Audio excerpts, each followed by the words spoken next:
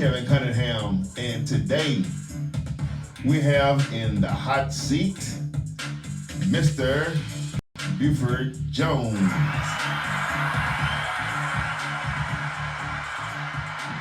Give it up again for Mr. Jones.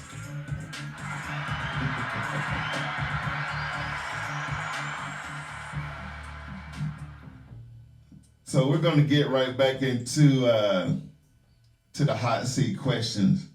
We're sitting here and we're talking about Mr. Jones, his book, Death Comes Crawling, and we will have later on information how you can purchase his book. But in the meantime, in between time, Mr. Buford Jones, yes, sir. Man, listen, I want to say thank you for gracing us with your presence. Congratulations on your book. Thank you. And let me ask you this.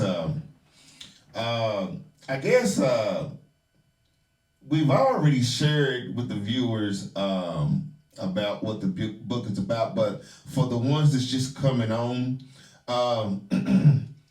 give us a little, just a little background insight, about what the book is about, and they can catch up on the beginning. Okay. So basically, the scenario goes: a stranger shows up and offers a person a large amount of money. The only catch is they'll be pursued by a snail for the rest of their life. The snail is not an ordinary snail. It can't be harmed or killed by any known means. And to touch it, or if it touches you, you'll die. It'll be a terrible, horrible death that's explained inside the book. Also, the snail knows where you are at all times, and you have no idea of what the snail looks like. So that's basically the scenario. And you know what? When you just said the snail know where you are at all times, yes, but you don't know where it is. That snail's trying to get to you, right? So he can destroy you, right? Oh God, boy, that's the enemy. Right. Ooh, Lord have mercy. Right. And it's kind of a metaphor because you got enemies that know where you are and they out to get you. Oh, and you don't know it. You don't know that they're out to get you, but they're out there. And they're out there. Yeah, and they're meaning for your downfall. And you just have to navigate life as best as possible. Trying to keep your head on the swivel. You got to stay prayed up. Yep, that's exactly it. That's it. I mean, we can say that on here. You got to stay prayed up. Because the enemy is out to seek, kill, steal, and destroy. So that's what this snail is. Basically. Yep. He's trying to destroy you because you got that 10 million, right? So you'll see that it's deeper than that. Okay. It's much, much deeper than that. Because I definitely don't want to go into that. Yeah, okay, but okay. In the end, I mean, it's more of a life metaphor than you know, because the snail's just trying to kill you. Mm-hmm. It's not trying to kill you for the money. It's trying to kill you because you accepted the money. It don't care nothing about the money. The snail can't spend the money. He just wants to kill you. It's a game. It's a game. Wow. Life is a game. Life is a game. So let me ask you something. And this sounds like it's pretty successful. I want to ask, what do you have coming up next as far as anything in the future, any future writing? And let me ask you this. Let me throw in there. Is it gonna top this? Because I can't wait to read this. Okay, well, thank you. I'm flattered. I don't know what to say. I'm glad. I hope that everyone feels that way. I seem to have been getting some good reviews. Yeah. People seem to like it. Some people have some critique, and that's fine. Yeah. That's fine. Everybody's not gonna like everything, and I don't expect that. Yeah. I just want to put something out there that people enjoy in general. And and so right now I'm on my second printing of this. The first one, with the second one, I made a couple changes, and in that, just as a segue, there's an excerpt from the next book. In my opinion, I mean, all of these are, because like I said, the snail story is the one that takes the most space in here, but there's 3 other stories also. Okay, got you. That don't have anything to do with that. So is that which one is the snail story? Is it the first, second, It's the or first third? one, the very first one, and then there's a really short story in there. It's 1,000 words. It's called microfiction. It was just an experiment. Mm-hmm. So it's a really short story, and then there's 2 other ones. The last one is called what is it called? Oh, Positive ID. Yeah, and I wrote that one just for the book, just to help fill it out. Okay. But what I was gonna say is all these are like my kids. I have 3 daughters, and and stepkids and all kinds of stuff. Mm-hmm. But I don't have favorites. I have favorites at certain things. Yeah. But I love them all the same. So I can't really say, well, the next one's gonna be better than this. Right. Got you. This is great in its way, and the next one I think is great in its way. Yeah. So I can't really say. I can tell you what it's about a little bit, because like I said, in the second printing that's out now, the book is available on Amazon. Put in Death Comes Crawling or Buford Jones III, it'll come up. Order it. It's $9.99. It's $7.99 on Kindle. So if you participate, I hope you enjoy it. But so in the second one, at the end, there's an excerpt from the next book, which is going to be called Sherlock Holmes. Okay. It's not Sherlock Holmes like the character. It's a play on that name. This is about a fictional housing project called Sherlock Holmes. And it's set in a fictional city called Farmington, which is my version of Knoxville. Mm-hmm. So if you read it, which I hope you will, you'll see some similarities. You'll say, okay, that's supposed to be Lonsdale, or that's supposed to be downtown, or that's supposed to be West Hills, or you'll see these similarities in there. But anyway, it's a mystery. It's not a mystery to the reader. It's a mystery within the book. It's set in the projects. Excuse me. And there's a killing, and inside the book, of course, one kid accidentally films the killing, and so everyone else is trying to figure out who it is while he's trying to keep quiet, because he knows who it is and he doesn't want to attract that attention. Mm-hmm. And then the rest of the book just narrows down to the final climax. And so he probably thinking that snitches get stitches. Right. Well, so think of it this way. Imagine you saw somebody do something, and you know the person who did it, and you know they're not the one.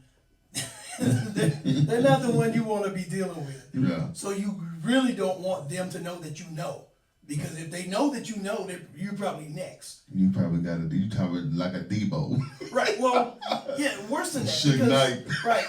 Because if you haven't told anybody yet, mm-hmm. they're concerned about, okay, is he gonna tell somebody? Yeah. And the person that does the actual crime in this, the killing, is that guy. He's like, ooh, no, we don't want to. Yeah. We don't want to cross him.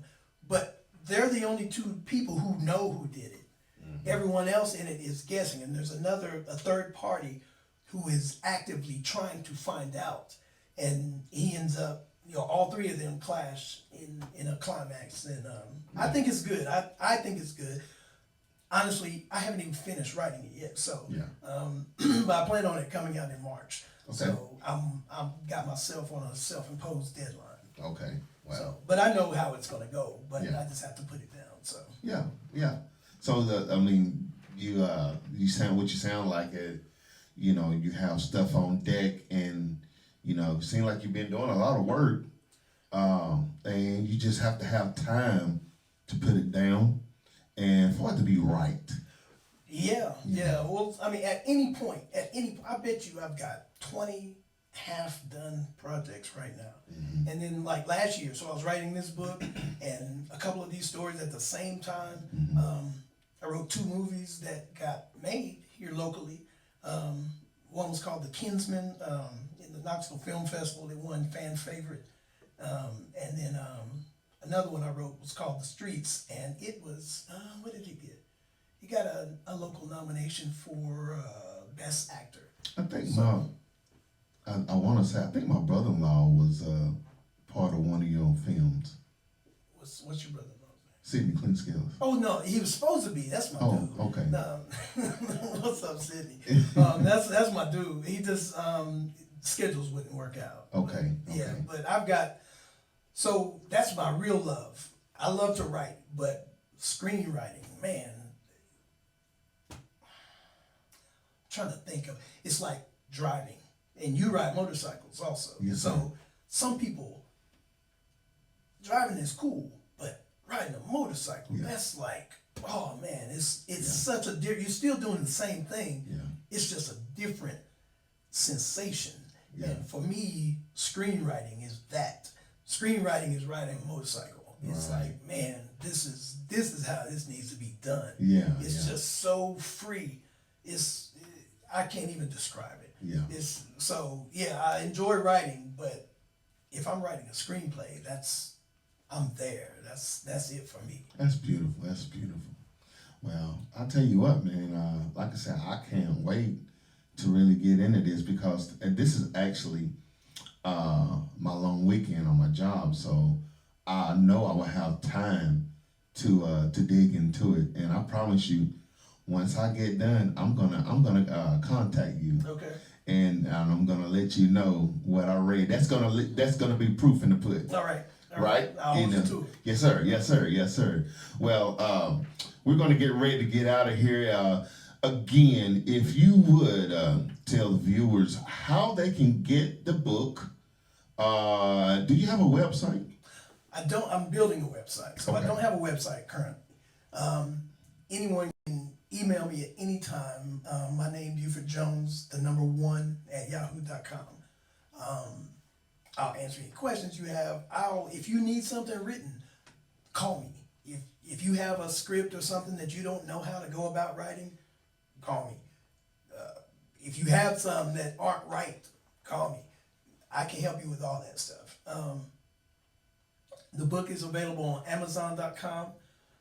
You can just type in Death Comes Crawling book. It'll pop up. You can type in my name, Buford Jones III. It'll pop up. So, and if you are a friend of mine on Facebook, if you're not, feel free to add me. I'm open for that. There's links all over my page that will take you directly to the book. Awesome. That's good stuff. So, like always, I will give you my information, how you can contact me, and that's up to you if you do, if you don't. But I'm gonna give it to you anyway. It is KevinOverett0@gmail.com. Again, that is KevinOverett0@gmail.com. And it has been my pleasure, brother, to have you in here. And feel free to come by anytime you like. My next project, this will be stop number 1. Oh man, that's beautiful. I appreciate that. And go to my YouTube channel, YouTube Overett. Please like, share, and subscribe. It doesn't cost you anything. It does me good. Please leave a comment because I would like to know what you guys are thinking about what I'm doing.